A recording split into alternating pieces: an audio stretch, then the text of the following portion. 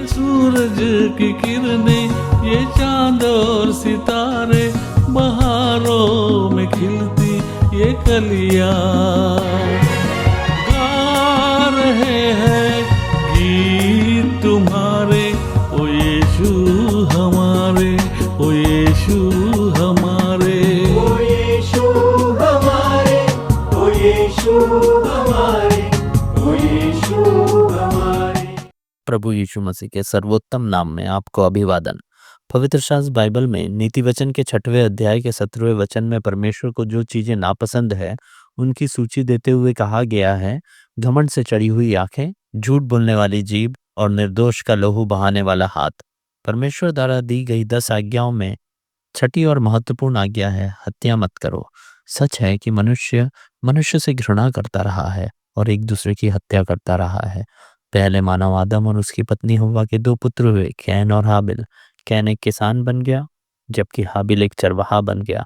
कुछ समय बाद कैन ने अपनी फसल का कुछ हिस्सा परमेश्वर को अर्पित किया और हाबिल ने अपने झुंड के पहले जन्मे बच्चों में से कुछ को अर्पित किया। हाबिल ने विश्वास से बेहतर बलिदान दिया, इसलिए परमेश्वर ने उसके बलिदान का सम्मान किया, लेकिन कैन के बलिदान का सम्मान नहीं किया।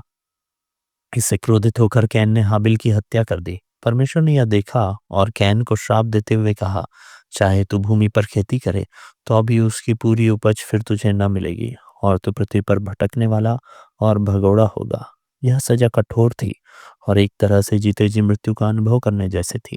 बाद में जब परमेश्वर ने इस्राएल को व्यवस्था दी तो उसने हत्या के लिए मृत्युदंड का आदेश दिया।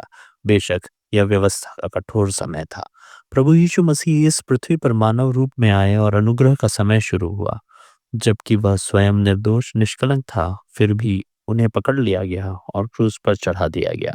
फिर क्रूस पर चढ़ाए जाने वालों के लिए स्वर्गीय पिता से मध्यस्थता करते हुए उन्होंने कहा, हे पिता, उन्हें क्षमा कर, क्योंकि वे नहीं जानते कि वे क्या कर रहे हैं। हाँ, यदि हम पश्चाताप के साथ यीशु मसीह पर विश्वास करते हैं तो वह हमारे किसी भी पाप को, यहाँ तक कि हत्या जैसे भयानक पाप को भी अपने खून से धो देता है। वह क्षमा करता है और हमें अनंत जीवन देता है। परमेश्वर आपको उसके अनुग्रह का अनुभव करने में मदद करे। ओ यीशु हमारे, ओ यीशु हमारे, ओ यीशु